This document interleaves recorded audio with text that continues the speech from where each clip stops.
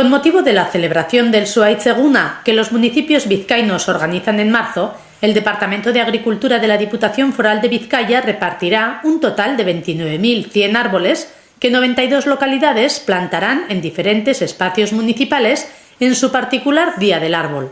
El Departamento de Agricultura aprovecha este marco para reforzar el valor de las especies frondosas, especialmente las autóctonas. Con ayuda de los escolares, cientos de ejemplares de roble, haya, abedul, arce, fresno y cerezo irán repoblando Vizcaya en el transcurso de este mes. El Departamento Foral ha invertido 27.000 euros en esta actuación didáctica que tiene como objetivo dar a conocer el valor de los árboles, bosques y especies autóctonas.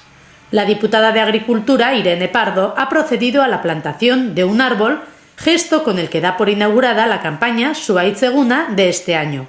Lo ha hecho en el Arboretum de UPV-EHU en el campus de Leioa, acompañada por el vicerrector y los alcaldes de Leioa y Erandio. Irene Pardo ha recordado que el ente foral planta 350.000 nuevos árboles al año en Vizcaya.